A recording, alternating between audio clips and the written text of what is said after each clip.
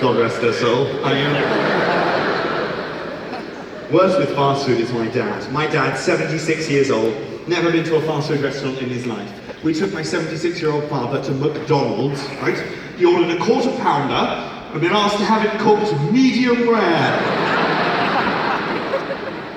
That and technology, he's terrible with. He can't do technology, right? Oh my God, I've got a prank that I play on my dad. If your old man is bad with technology, you've got to do this as well.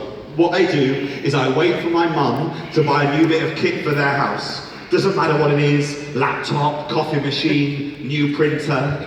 And then I tell my 76-year-old dad that said piece of machinery is voice activated. Oh my God, Manchester, you have not known true joy until you have seen a 76-year-old man tell an electric blanket to go fuck itself. What's mum like? You a tech savvy mum? You good with the tech? Are you knocking on his door every night going, how do you get this off vibrate? Phone! A phone off vibrate! Jesus, Manchester, I meant a phone! Your son is looking at me like he wants to fucking kill me, so I'm not being ageist either, because I think it's very important. It's very important that we respect our elders. To that end, I was visiting my granny recently, my dear old nan, got to check the will. Check their well, check that she's well.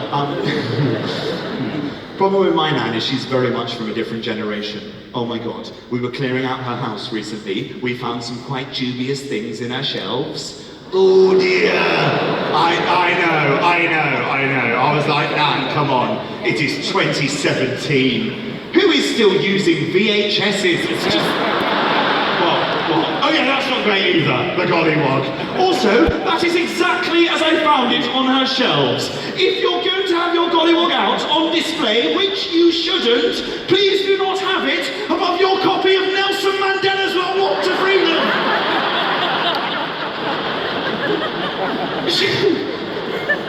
She's unbelievable, my nan, right? She's in a nursing home now. She sits there all day in her commode, the chair with a little potty underneath it. That's not the funny bit. She sits there in her potty, just knitting all day, watching Flog It, right? And she doesn't have any fun.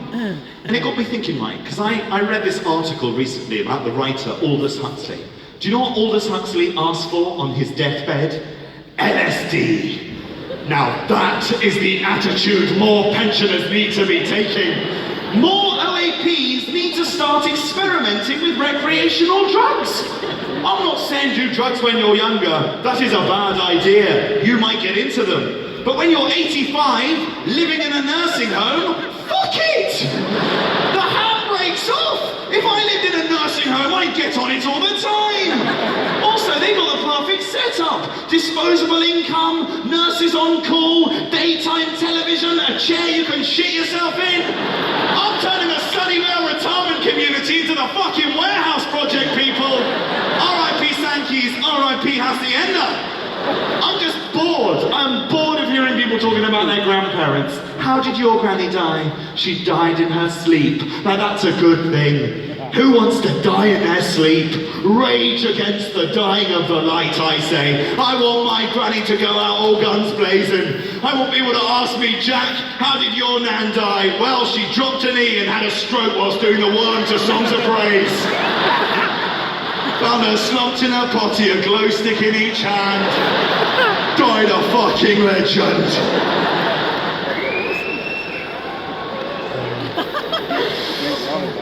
Don't do drugs, kids, obviously. I'm not into the drugas. I did have an experience recently though. I went away on a lads' weekend. Oh yeah! Lads on tour! Lads! I was with Rupert and Digby, and quite the threesome. Not threesome. Made that sound gay than it needed to. I've actually had a threesome once. That is the most overrated thing in the world, by the way, the threesome. It was at school. It was with this beautiful Italian exchange student called Maria, and this chap called Ridgway. And you just get in each other's way.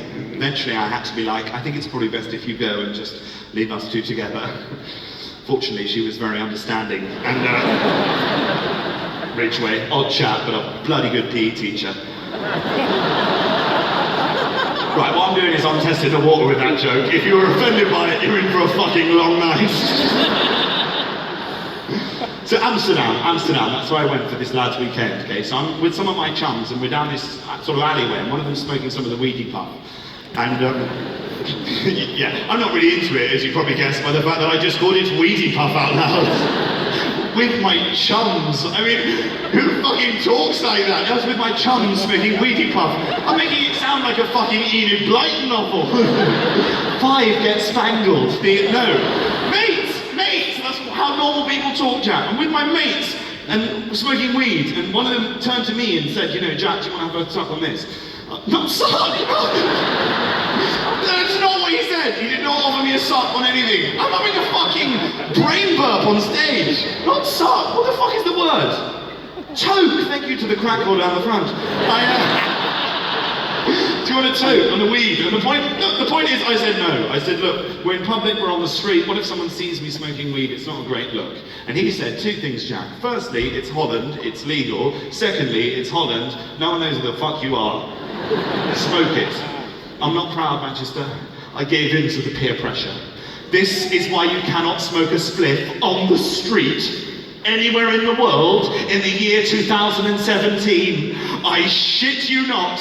As I put this spliff to my lips, I looked up and the bloody Google Maps car with a 360 camera was driving.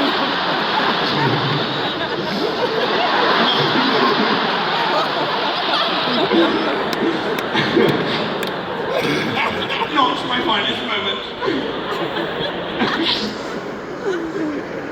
I read a fact about Google the other day. Do you know in the UK, from advertising alone, last year, Google made £66 million, which, after tax, is £66 million. Oh, see, cheeky little political joke, Mum. We're going to be going to some pretty highbrow territory as well here this evening. So, dick pics. No, this is actually a very serious story.